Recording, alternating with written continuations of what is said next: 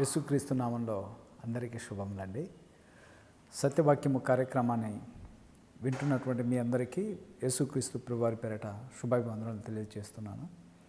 ఈ యొక్క ప్రాముఖ్యమైనటువంటి సమయంలో దేవుడు నాకు మంచి సమయమును అనుగ్రహించాడు. నేను చెప్పాలనుకున్నటువంటి ప్రాముఖ్యమైన లేఖన భాగం ఏమనగా మానవత్వం మర్చిపోయిన మృగాలు అనేటువంటి విషయం మీద నేను మీకు తెలియజేస్తున్నాను. మనిషిని దేవుడు మృగాలుగా పోల్చడం మనం చూస్తున్నామండి. మనిషిని దేవుడు మనిషిని తన స్వరూపమందు తన పోలికయందు మనుషుని పుట్టించాడు. కానీ మనుషుడిలాగా జీవించటం లేదు. ఆ మానవత్వము మరచిపోయి ఎలా జీవిస్తున్నాడంటే మృగములలాగా ప్రవర్తిస్తున్నారు. క్రూరమైనటువంటి మృగాలు, ఆ క్రూరమైనటువంటి మృగములకు ఏది కనిపించినా కూడా దాన్ని చంపేస్తుంది. అలాగే మనుషులు కూడా మానవత్వము మరచిపోయి క్రూరమైనటువంటి మృగముల్లాగా ప్రవర్తిస్తున్నారు. అపోస్తుల కార్యము 5వ అధ్యాయము 40వ వచనంలో వారు అతని మాటకు సమ్మతించి అపోస్తులను పిలిపించి కొట్టించి యేసు నామమును బట్టి బోధింపకూడదని ఆజ్ఞాపించి వారిని విడుదల చేసెను. అపోస్తులైనటువంటి పేతురుని ఆయన పరిచర్య ప్రారంభించినప్పుడు ఆయనను బెత్తములతో కొట్టి ఎవరినంట యేసుక్రీస్తు ప్రభువారి యొక్క నామమును ప్రకటించకూడదని వారిని పంపించేశారు. వీరు ఎలా ప్రవర్తించారంటే వాళ్ళ ఎదుట వారు అబద్ధాలు బోధించలేదు, లేకుంటే వారిని ధనము అడగలేదు, లేకుంటే వారు చేసినటువంటి తప్పు అక్కడ ఏమీ లేదు. ప్రభు నామమును ప్రకటించినందుకు ప్రజలు వీరిని బెత్తములతో కొట్టి అపోస్తులను పిలిపించి కొట్టించి యేసు నామమును బట్టి బోధింపకూడదని ఆజ్ఞాపించి వారిని విడుదల చేసిరి. నేను మీకు ఒక విషయం తెలియజేస్తున్నానండి. ఎప్పుడైతే హింస స్టార్ట్ అవుతుందో అప్పుడు సువార్త ఇంకా ఎక్కువ జరుగుతుంది. పర్సిక్యూషన్ ఎప్పుడైతే స్టార్ట్ అవుతుందో సువార్త అనేది స్ప్రెడ్ అయిపోతుంది. ఈ యొక్క జెరూషలేంలో మొదటి శతాబ్దంలో జెరూషలేంలో అందరూ కూడి ఉన్నప్పుడు ఎప్పుడైతే హింస జరిగినప్పుడు వారు కొండలకు చెదిరిపోయి సువార్త ప్రకటించిరి అనింది. ఆ హింస అనేది జరగకుండా ఉంటే ఆ సువార్త అనేది ప్రకటింపబడదు. ఎప్పుడైతే హింస అనేది జరిగిందో సువార్త అనేది ప్రకటింపబడింది. మనిషికి హింస ఎందుకంటే తన విశ్వాసాన్ని స్థిరపరచుకోవటానికి. ఈ హింసలు, బాధలు, శ్రమలు ఇవన్నీ ఎందుకు వస్తుంటాయంటే ఆ యొక్క శ్రమలు, బాధలు, హింసల్లో మనిషి పడిపోకుండా లేకుంటే జారిపోకుండా మరలా తను వెనుకకు వెళ్ళకుండా క్రీస్తునందు స్థిర మనసు కలిగి, ఏక మనసు కలిగి, ఏక తాత్పర్యము కలిగి నిలిచి ఉండాలి. ఈ లోకంలో మనుషుడు ఎలా ప్రవర్తిస్తున్నాడంటే మృగముల వలె ప్రవర్తిస్తున్నారండి.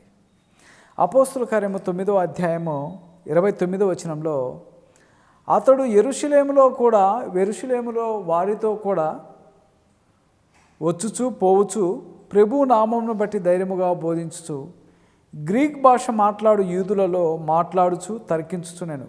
వారు అతన్ని చంప ప్రయత్నము చేసిరి. కానీ ఎవరైనా అపోస్తులైనటువంటి పౌలు గారు ఒకప్పుడు క్రైస్తవులను హింసించాడండి. 8వ అధ్యాయంలో హింస పెట్టాడు. 9వ అధ్యాయంలో యేసుక్రీస్తు ప్రభు చేత పట్టబడ్డాడు. ఈ యేసుక్రీస్తు ప్రభు చేత పట్టబడినటువంటి ఈ వ్యక్తి ఒకప్పుడు ఎప్పుడైతే క్రూరమైనటువంటి మృగ స్వభావముతో మనుషులను చంపాడో అదే వ్యక్తి క్రైస్తవుడు అయిన తర్వాత ఈయనకు హింస స్టార్ట్ అయింది. పౌలుకి హింస ఎప్పుడు స్టార్ట్ అయిందంటే క్రైస్తవుడు అయినటువంటి క్షణమే లేక తక్షణమే అతనికి హింస స్టార్ట్ అయింది. అంతకు మునుపు 9వ అధ్యాయంలో క్రైస్తవులు అనబడిన వారందరినీ చంపుకుంటూ వచ్చేసాడు. జెరూషలేంలోనికి వెళ్ళాడు, దమస్కో పట్టణానికి వెళ్ళాడు. జెరూసలేములో ఉన్న ప్రధాన యాజకుల దగ్గర అనుమతి పొందాడు. దమస్కో పట్టణంలోకి వెళ్ళాడు. ఆ పట్టణంలోంచి ప్రజలను తీసుకొని వచ్చాడు. జెరూసలేంలో చంపేసేవాడు.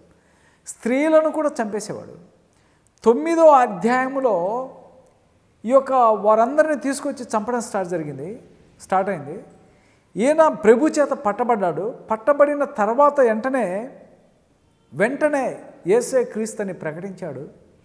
ఆ ప్రకటించిన వెంటనే ప్రభువు పౌలుకి శ్రమను చూపించాడు. వెంటనే పౌలు శ్రమలు, బాధలు అప్పుడే ఆయనకు స్టార్ట్ అయినాయి. ఆ తర్వాత ఒకప్పుడు క్రూరమైనటువంటి మృగ స్వభావము కలిగినటువంటి వ్యక్తి.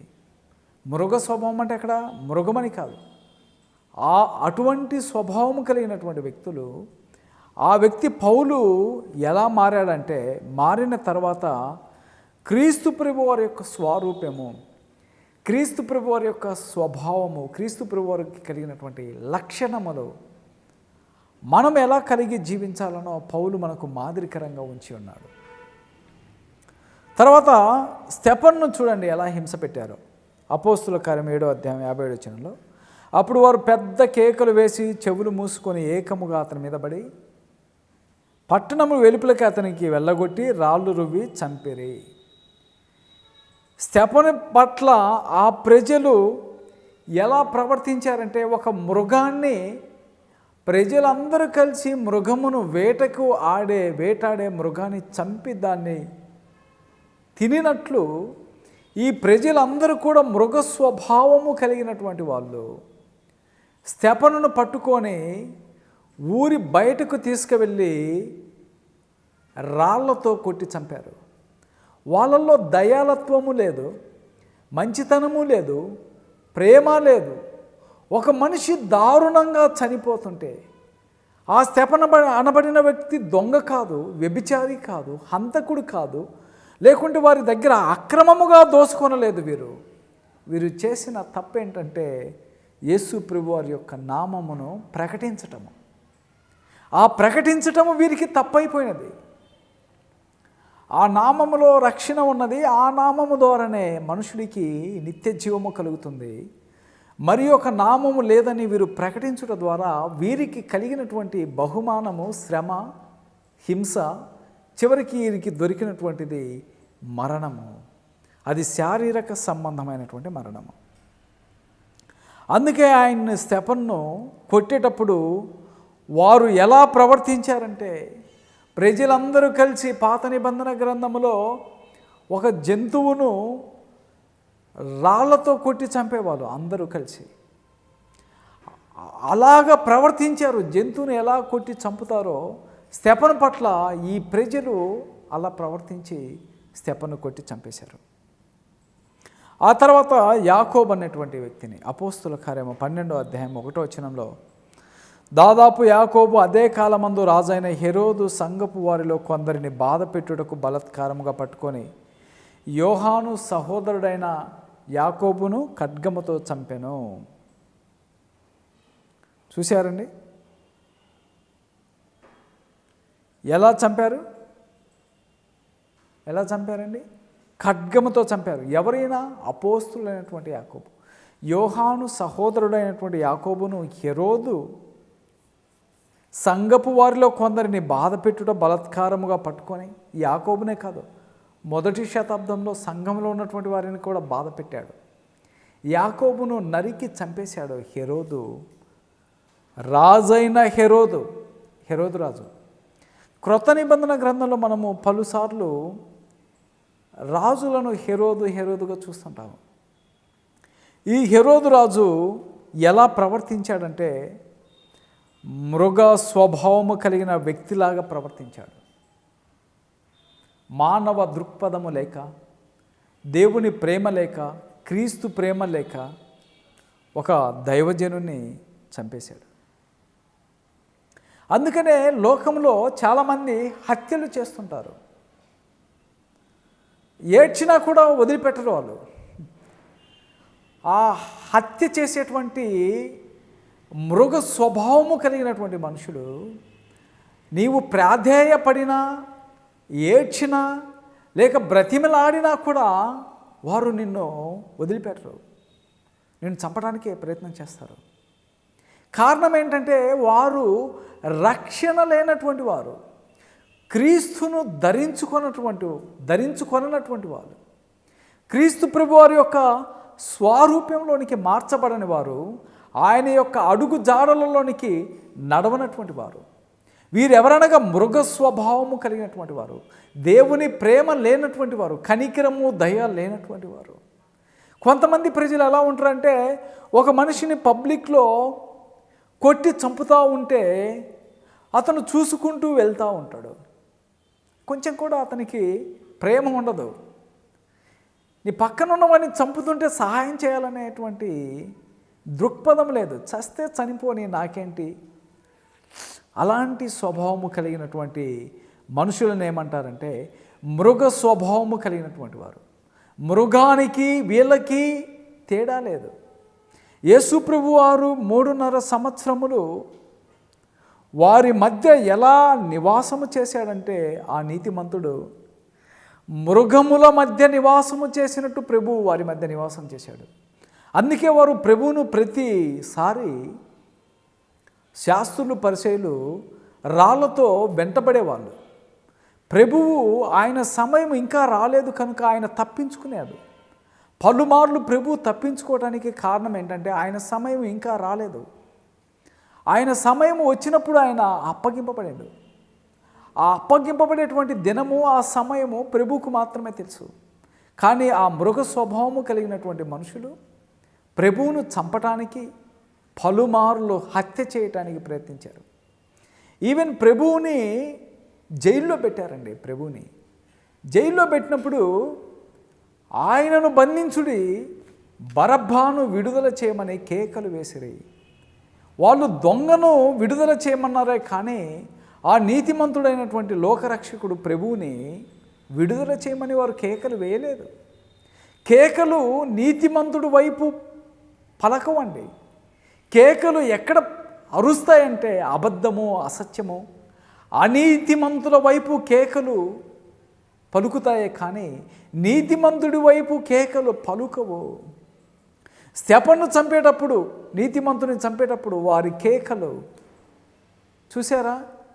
యాకోబును చంపేటప్పుడు, అపోస్తులను కొట్టేటప్పుడు పలుమార్లు వాళ్ళు కేకలు వేశారు. కానీ నీతిమంతుడు ఎలా ఉంటాడట? బొచ్చు కత్తిరించిన వాని ఎదుట గొర్రెపిల్ల ఎలా మౌనముగా ఉండినో ప్రభు అలాగూ మౌనముగా ఉండిన. నీతిమంతుడు గొర్రెవలే ఉంటాడు. అతన్ని కొట్టినా కూడా ఏమండవు. ఆ నీతిమంతుడైనటువంటి ప్రభువును పలుమార్లు వాళ్ళు వెంటపడ్డాడు శాస్త్రుల పరిసయ్యులు. కానీ ఆయన పలుమార్లు తప్పించుకోవడం కూడా జరిగింది. ఎందుకంటే నీతిమంతుడి పక్షాన వ్యాజ్యమాడు వారు ఎవరు లేరు. ప్రభు మాత్రం వ్యాజ్యమాడాలి. అలాగే ఈ బాప్తిసం ఇచ్చేటువంటి యోహాను మార్కు సువార్త 6వ అధ్యాయము 27వ వచనంలో వెంటనే రాజు అతని తల తెమ్మని ఆజ్ఞాపించెను, ఒక బంట్రోతును పంపెను. వారు వెళ్ళి చెరసాల్లో అతని తల కొట్టి పళ్ళెంలో అతని తల పెట్టి తెచ్చి ఆ చిన్నదానికి ఇచ్చాను, ఆ చిన్నది తన తల్లికి ఇచ్చాను. చూశారండి? ఎవరండి ఈయన? బాప్తిసం ఇచ్చే యోహాను. ప్రభు యొక్క మార్గమును సరళము చేయడానికి వచ్చినటువంటి ఈ యొక్క నీతిమంతుడు, యథార్థవంతుణ్ణి ఈ మృగ స్వభావము కలిగినటువంటి హెరోదురాజు ఆయన యొక్క తల నరికించి పళ్ళెంలో పెట్టి, ఎలా అండి? పళ్ళెంలో పెట్టి ఆ తలకాయ వాళ్ళ తల్లికి ఇచ్చిందండి. ఆ తలకాయ ఏం చేసుకుంటుందో ఆ మహాతల్లి, యోహాన్ తలకాయ ఏం చేసుకుందో అక్కడ మరలా ఇచ్చేసింది సమాధి చేయటానికి. ఆ మరలా ఇచ్చింది ఇవన్నీ అక్కడ వ్రాయబడలేదు. కొన్ని ఆయన తీసుకెళ్ళి యోహాను తీసుకెళ్ళి సమాధి చేశాను అని వ్రాయబడింది. మృగము యొక్క తలకాయ నరికేది, మనిషి తలకాయ కాదు. మీరు చూసారా ఎప్పుడైనా? ప్రత్యక్ష గుడారం యొద్ద బలి అర్పించేటప్పుడు ఆ కోడెదూడను పొటేలను బలి అర్పించాలి దేవునికి. బలులు అర్పించేది జంతువులను అయితే ఇక్కడ హెరోదురాజు వ్యభిచారానికి అలవాటు పడి, పాపానికి అలవాటు పడి, ఆమె నాట్యము ద్వారా ఆనందించి తను చేసినటువంటి తప్పును ఎత్తి చూపించినందుకు బాప్తిసం ఇచ్చే యోహాను తల నరికేశారండి. మృగ స్వభావము కలిగినటువంటి ఆ వ్యక్తులు, ఆ నీతిమంతుడైనటువంటి యోహాను తల నరికేసి పళ్ళెములో పెట్టి ఆమెకి ఇచ్చేసిందంట. ఒకవేళ ఒక వ్యక్తి చనిపోయినటువంటి ఆ దేహాన్ని చూడటానికే భయపడతామే. ఒక వ్యక్తి చనిపోయినటువంటి వ్యక్తిని, ఆ డెడ్ బాడీ చూడటానికి భయపడతారు. ఆమె గారు పళ్ళెంలో పెట్టుకుందట. చూడండి, కారణం ఏంటంటే వారికి రక్షణ లేదు. మృగ స్వభావము లేని వారికి మృగాలకు తేడా లేదు. అందుకే పౌలు కూడా పలుమార్లు ఏమంటాడంటే, నేను మృగములతో పోరాడినట్లు మీతో పోరాడుచున్నాను. ఎలా పోరాడుచున్నాను? మృగాలు ఉంటాయి కదా, ఆ మృగ స్వభావం మృగములతో పోరాడినట్లు నేను మీ మధ్య పోరాడుచున్నాను అని పౌలు అన్నాడు పలుమార్లు. అంతే అండి. ఇంకొక లేఖనాలు చూసుకున్నట్లయితే ఈ మానవత్వం మర్చిపోయినటువంటి మృగాల గురించి లూకాసు వార్త 11వ అధ్యాయము 50వ వచనంలో, వారు కొందరిని చంపుదురు, కొందరిని హింసింతురు. కాబట్టి లోకము పుట్టినది మొదలుకొని, అనగా హేబేలు రక్తము మొదలుకొని బలిపీఠమునకు మందిరమునకు మధ్యను నశించిన జకర్య రక్తము వరకు చిందింపబడిన ప్రవక్తలందరి రక్తము నిమిత్తము ఈ తరము విచారింపబడుదురు. నిశ్చయముగా ఈ తరము వారు ఆ రక్తము నిమిత్తము విచారింపబడుదురని మీతో చెప్పుచున్నాను. నేను మనిషిని, ఆ మృగ స్వభావము కలిగినటువంటి వ్యక్తి మనిషిని జంతువులను ఎలాగైతే హింసించి చంపేసి ఆ రక్తము తీసుకుంటారో, అలాగే ఈ మానవత్వము మరచిపోయినటువంటి ఈ మృగాలు మనుషులను చంపేసి వారి యొక్క రక్తాన్ని చిందిస్తారట. ఇది ఇప్పటి నుంచి కాదు, ప్రభు అంటున్నాడు, లోకము పుట్టినది మొదలుకొని సృష్టి ప్రారంభం అప్పుడే మొట్టమొదట హత్య జరిగింది.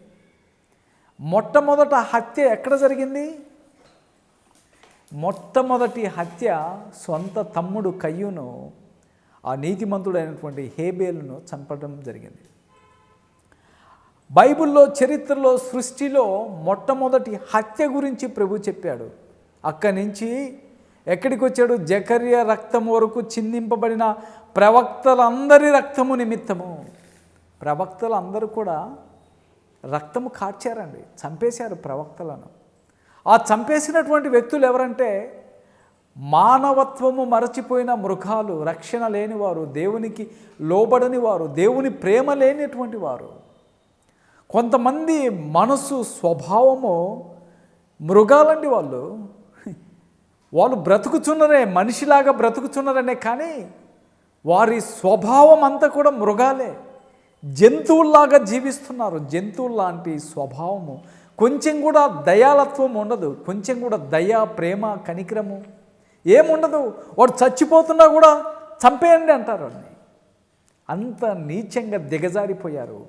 కొంతమంది క్రైస్తవులు అనబడిన వారు కూడా ఇలాగనే తయారయ్యారు. బైబిల్ పట్టుకుంటారు, ప్రార్థన అంటారు, దేవుడు అంటారు, హల్లెలూయా అంటారు, స్తుతి అంటారు, కానీ వారి స్వభావం ఏంటో తెలుసా? క్రూరమైన మృగాలేనండి. జంతువులతో సమానం వాళ్ళు. నువ్వు ఏడ్చినా కూడా నిన్ను వదిలిపెట్టరు, నువ్వు బాధపడ్డా కూడా వదిలిపెట్టరు. నువ్వు ఏడ్చి చచ్చిపోతున్నా కూడా నీ మీద పడి వాళ్ళు నవ్వుతారు. వారికి ఆనందం కావాలి. ఒక వ్యక్తిని అన్యాయంగా చంపేస్తున్నా కూడా వారు ఆనందిస్తారు. నీ మీద జాలి, కనికరం ఉండదు. ఎందుకంటే వారి స్వభావము క్రీస్తు ప్రభువారి లాంటి స్వభావము కాదు. పేరుకే వారు మనుషులు, స్వభావము మృగాలు వాళ్ళు. ఆ మృగముల మధ్య మానవులమైన మనము జీవిస్తున్నాము. మానవత్వము మరచిపోయిన ఈ మృగాల మధ్య మనుషులమైనటువంటి మనము, క్రీస్తు ప్రభువారి యొక్క స్వరూపంలోనికి మార్చబడిన మనము, పరిశుద్ధులమైనటువంటి మనము ఎక్కడ జీవిస్తున్నాము? మానవ మృగాల మధ్య నివాసము చేస్తున్నాము. ప్రభు కూడా అంటాడు, చూసారా ఎప్పుడైనా లేఖనాలు? నేను మిమ్మల్ని తోడేళ్ల మధ్యకు పంపించినట్టు పంపిస్తున్నాను. గొర్రెలను తోడేళ్ల మధ్యకు పంపిస్తే గొర్రెపిల్లని ముద్దు పెట్టుకుంటుందా? తోడేలు చంపేస్తుంది. గొర్రెలను సింహముల మధ్యకి వెళ్తే సింహములు గొర్రెలను వదిలేస్తాయా? వదిలేవు. ఈ యొక్క మానవ మృగాల మధ్య పరిశుద్ధులు జీవించుచున్నారు. ఈ గొర్రెపిల్ల స్వభావము కలిగి గొర్రెల్లాగా జీవిస్తుంటే ఈ మానవ మృగాలు మనుషులను వేటాడుతుంటాయి చంపడానికి. వారి పాదములు రక్తము కారునంతగా పరిగెత్తుతున్నారు. కారణము వారిలో ధనాపేక్ష, చెడిపోయిన మనసు, భక్తి లేకపోవటము, కనికరము లేకపోవటము, పొరుగువాన్ని ప్రేమించకపోవటము, మనిషిని అసహించుకుంటూ, ఇవన్నీ ఎందుకు వస్తున్నాయంటే క్రైస్తవులు అనబడిన వారిలో కూడా ఉన్నారు ఇటువంటి మృగాలు, హింసించేటువంటి మృగాలు ఉన్నారు. పేరుకే వాళ్ళు, they are not called Christian, they are the animals. వారు క్రీస్తు ప్రభు వారి యొక్క స్వరూపంలోనికి మార్చబడినటువంటి వారు. అందుకే ప్రభు అన్నాడు, ప్రవక్తలందరి రక్తమును నిమిత్తము అన్నాడండి. ఇంకొక మృగము గురించి చూడండి, యెజబెల్ అండి. ఈ ప్రపంచంలో భయంకరమైన స్త్రీలలో ఒక స్త్రీ ఉందండి, యెజబెల్, అహాబు భార్య. నేను మీకు ఒక విషయం చెబుతున్నానండి, స్త్రీ పురుషుడి మీద పెత్తనము చెలాయించేటువంటి స్త్రీ తన భర్తకి ఎప్పుడు లోబడదు. ఏదో ఒకరోజు చంపేస్తుంది తన భర్తని. ఈ యెజబెలు, అహాబు యెజబెల్ దగ్గర కూర్చోమంటే కూర్చోవాలి, లేయమంటే లేయాలి. అటువంటి స్త్రీ తన భర్తతో కాపురం చేస్తుందా? చేయదు. యెజబెలు ఒక వ్యభిచారండి. మీకు తెలుసో తెలియదో, యెజబెలు వ్యభిచారని వ్రాయబడింది. భర్తను గౌరవించినటువంటి ఓ భయంకరమైన స్త్రీ యెజబెలు. క్రూరమైన మృగ స్వభావము కలిగినటువంటి స్త్రీ. రాజుల గ్రంథము, మొదటి రాజుల గ్రంథము 15వ అధ్యాయం 19వ వచనంలో, నీవు అతనిని చూసి ఇలాగూ ప్రకటించుము, యెహోవా సెలవిచ్చినదేమనగా, దీన్ని స్వాధీనపరచుకొనవలెనని నీవు నాబోతును చంపితివి కదా. యెహోవా సెలవిచ్చినదేమనగా, ఏ స్థలమందు కుక్కలు నాబోతు రక్తమును నాకెను, ఆ స్థలమందు కుక్కలు నీ రక్తమును నిజముగా నాకునని అతనితో చెప్పాను. ఎవరండి? యెజబెల్ అండి. యెజబెలు అహాబు భార్య. ఈ అహాబు భార్య అయినటువంటి యెజబెలు, అహాబు యెజబెలు ఎలా చెబితే అలా నడిచేవాడు. యెజబెలుకి భర్త, కానీ ఈమె దగ్గర ఉండేది. కొంతమంది స్త్రీలు కూడా ఎలా ఉంటారంటే, పురుషుడిది ఏమీ లేదు, భర్తది ఏం లేదు, కూర్చోమంటే కూర్చోవాలి, లేయమంటే లేయాలి. అంతా అమ్మగారుల దగ్గర ఉంటాయి. వీళ్ళంతా వీళ్ళని ఎలా అంటే వారి చేతిలో పెత్తనము పెట్టుకొని వీరిని చంపేస్తారు. బొమ్మల్లాగా ఆట బొమ్మల్లాగా ఆడుకుంటారు. మీరు అలా ఉండొద్దు పురుషుల్లారా. స్త్రీ తన భర్తకు లోబడాలి. లోబడనిది స్త్రీయే కాదు బైబిల్ ప్రకారం. యెజబెలును గురించి ఎక్కడో రాజుల గ్రంథంలో జరిగిన చరిత్రను ప్రకటన గ్రంథంలో రాసింది యెజబెల్ లాంటి స్త్రీ. జాగ్రత్త కోసం అండి. ఏం చేసిందంట? మృగములతోటి ప్రవక్తల రక్తమును కుక్కల చేత నాకిచ్చిందంట. ప్రవక్తలను చంపేసి ఆ రక్తమును కుక్కల చేత నాకించేసింది ఆ స్త్రీ, భయంకరమైన స్త్రీ. అయితే దేవుడు ఊరుకున్నాడా? ఊరుకోలేదు. 2వ రాజుల గ్రంథము 9వ అధ్యాయము 34వ వచనంలో మనం చదివినట్లయితే, అతడు లోపల ప్రవేశించి అన్నపానములు చేసిన తర్వాత ఆ శాపగ్రస్తురాలు రాజకుమార్తె గనుక మీరు వెళ్ళి దానిని కనుగొని పాతిపెట్టుడని ఆజ్ఞాయగా వారు దానిని పాతిపెట్టబోయిరి. అయితే దాని కపాలమును పాదములకును అరచేతులను తప్ప మరియు ఏమీయూ కనపడలేదు. ఎవరండి? యెజబెలు చేతులు, అరచేతులు అంట, పాదములు అంట, కపాలములను తప్ప మరి ఏమీ కనపడలేదు. ఎంతమంది దైవజనులను చంపేసిందండి ఒక స్త్రీ. మృగ స్వభావము కలిగిందండి. ఆ కుక్కల స్వభావము కలిగినటువంటి స్త్రీ యెజబెలు.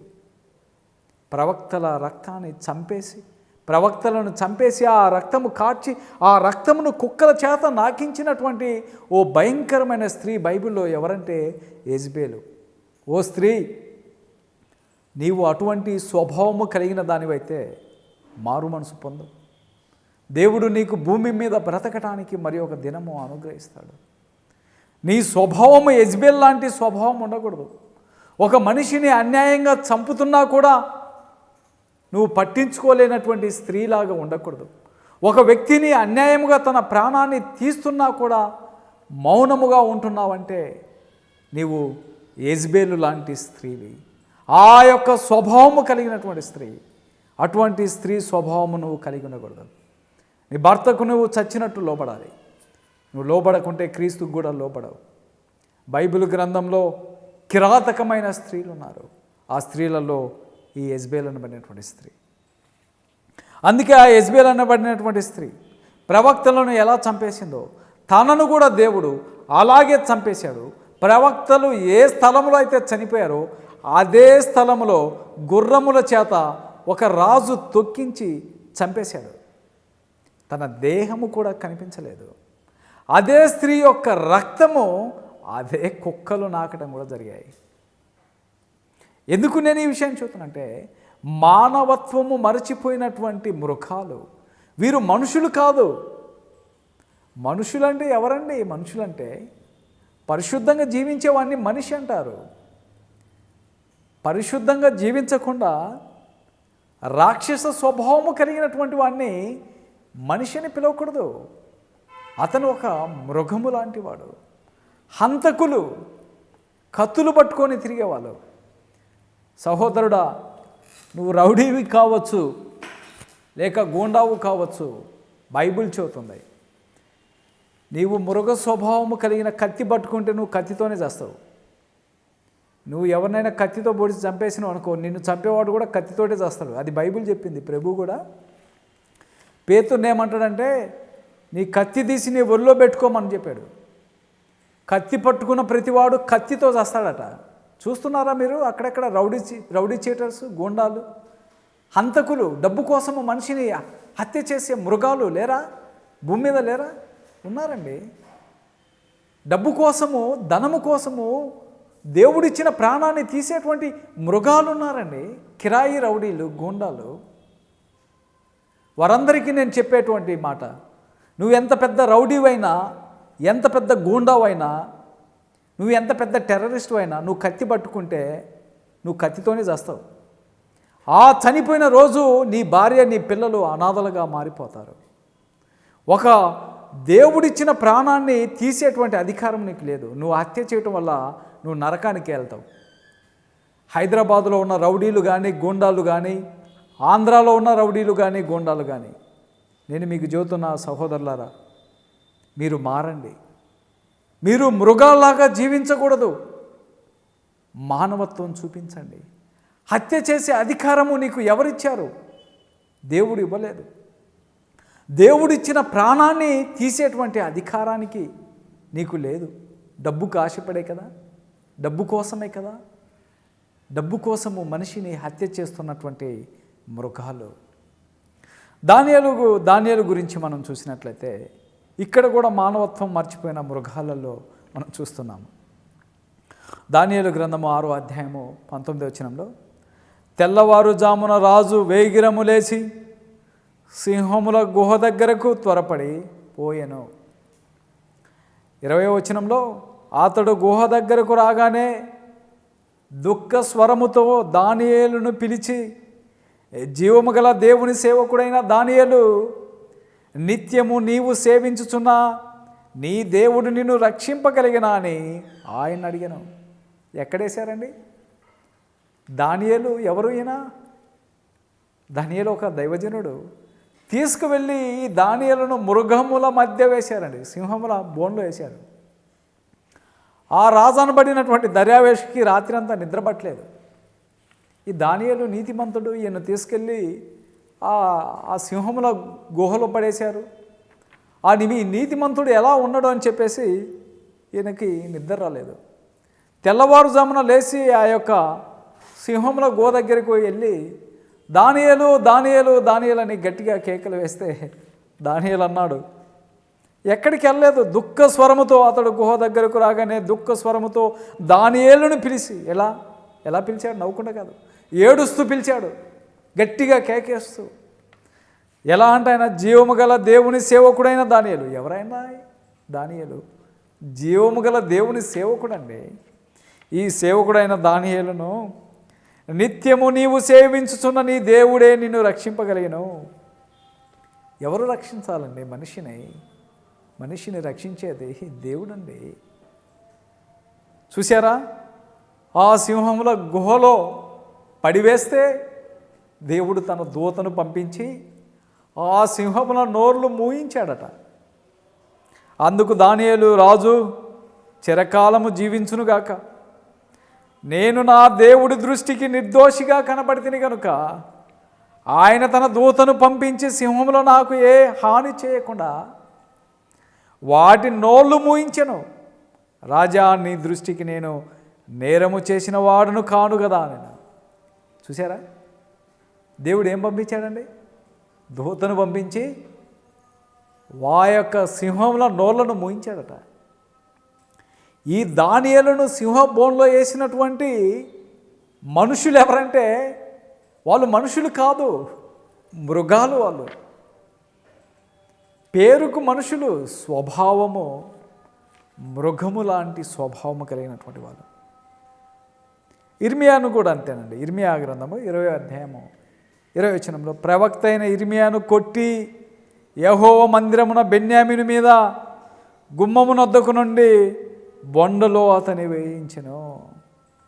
ఇర్మియా చాలా శ్రమలు అనుభవించాడండి. మీరు ఇర్మియా గ్రంథములో 20, 17వ అధ్యాయము, 18, 22వ అధ్యాయం మీరు చదివితే ఇర్మియాను జైల్లో కూడా పెట్టేసి ఒక పెద్ద అప్పట్లో ఉన్నటువంటి ఈ బంధకాలు ఎలా ఉండేయంటే దాదాపు ఒక 30 అడుగుల లోతు జైళ్ళు ఉండేవి. ఆ 30 అడుగుల లోతుకు పైనుంచి వాళ్ళు తాడు కట్టి కింద బురద మట్టేసి ఆ బురదలో కూర్చోపెట్టేవాళ్ళు. ఆ 30 అడుగుల లోతులో నుంచి అతను ఆ బురదలో అలాగే ఉండాలి. ఇంకా దాదాపు నడుముల లోతు బురద వేసేవాళ్ళు, ఆ బురదలో అలా కూర్చోబెట్టేవాళ్ళు. లోపలంతా చీకటి, బయటికి రావటానికి లేదు. అది ఒక గృహ, పైన నుంచి తాడు కట్టి దాంట్లో దించేవాళ్ళు. దైవజనుడైన ప్రవక్త అయిన ఇర్మియాను ఆ మృగముల మధ్య కాపురం చేస్తూ నివాసం చేశాను. మనం చెప్పుకున్నాం ఇందాకల, సొదొమ గొమొర్రా పట్టణంలో ఉన్న ప్రజలు మృగ స్వభావము కలిగినటువంటి వారు.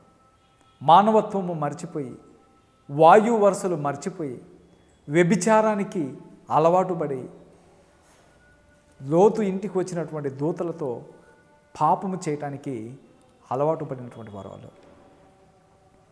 జకర్యా విషయంలో చూడండి ప్రజలు ఎలా చేశారు. 2వ దినవృత్తాంతాల గ్రంథం 24వ అధ్యాయం 20వ వచనంలో, అప్పుడు దేవుని ఆత్మ యాజకుడగు యెహోయాదా కుమారుడైన జకర్యా మీదికి రాగా అతడు జనుల ఎదుట నిలవబడి, మీరెందుకు యెహోవా ఆజ్ఞలు మీరుచున్నారు? మీరు వర్ధిల్లరు. మీరు యెహోవాను విసర్జించారు కనుక ఆయన మిమ్మల్ని విసర్జించి ఉన్నాడు అని దేవుడు సెలవిచ్చున్నాడని ఈయన చెప్పినటువంటి మాట అండి. మీరు దేవుని యొక్క మాటలను మితిమీరిపోతున్నారయ్యా, దేవుని మాటలను మీరు విసర్జించుచున్నారని యెహోయాదా కుమారుడైనటువంటి జకర్యా చెబితే, ఆయనను జనుల ఎదుట నిలవబెట్టి మీరెందుకు యెహోవా ఆజ్ఞను మీరుచున్నారని ఆయన్ను చెప్పినందుకు ఆయన్ను రాళ్లతో కొట్టి చంపేశారండి. సొంత ప్రజలే, వాళ్ళు ఎవరో కూడా కాదు, హింస పెట్టారు. అందుకు వారు అతని మీద పడి కుట్ర చేసి రాజు మాటను బట్టి యెహోవా మందిరము ఆవరణలో రాళ్ళు రువ్వి అతన్ని చావగొట్టిరి. ఎలా కొట్టారండి? రాళ్ళు రువ్వి జకర్యాను. అందుకే ప్రభు అన్నాడు, మనం చదువుకున్నాము, హేబేలు మొదలుకొని యెహోయాదు కుమారుడైనటువంటి జకర్యా రక్తము వరకు మొరపెట్టుచున్నది, నీతిమంతుల రక్తాలు. ఈ యొక్క జకర్యాను చావగొట్టిరి, రాళ్లతో కొట్టి చంపేశారండి. ఎందుకంటే సహోదరులారా, మనము జీవించేది మానవ మృగముల మధ్య జీవిస్తున్నాము. వీళ్ళు మానవులు కానీ స్వభావము మాత్రము మృగాలు. ఈ మృగముల మధ్య మానవులమనబడిన మనము, క్రీస్తు గొర్రె పిల్ల రక్తంలో కడగబడిన మనము జీవించుతున్నాము. పోయినసారి మనం చూసినాం కదా, ఒరిస్సాలో క్రైస్తవులను ఎలా చంపేశారు, ఎలా కొట్టేశారు. దానికి పోలీసు వాళ్ళు కూడా కాపులు ఉన్నారండి. ఎంత దారుణం అండి, ఎంత అన్యాయము. సోనియా గాంధీ ప్రభుత్వం, కాంగ్రెస్ ప్రభుత్వం ఒక వ్యక్తిని చంపుతుంటే, దారుణంగా చంపుతుంటే పోలీసు వాళ్ళు చూస్తున్నారా? సిగ్గనిపించలేదు కొంచెం కూడా. వాళ్ళు కూడా మృగములాగా ప్రవర్తిస్తున్నారండి, మృగాలే.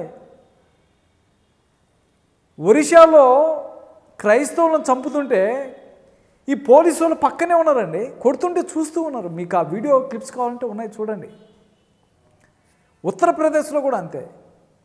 ఉత్తరప్రదేశ్లో కూడా మొన్న స్త్రీలను బట్టలు ఊడదీసి ఎనికిదిబడి కొడుతుండండి. అతను తన భర్త ఆ స్త్రీని తన భుజముల మీద వేసుకుంటే 100 మంది ఎనికిదిబడి తరుముకుంటుందండి. చూసారా ఎంత దారుణమో, ఎంత అన్యాయమో. ఇవన్నీ మృగాల మధ్య జీవించుట.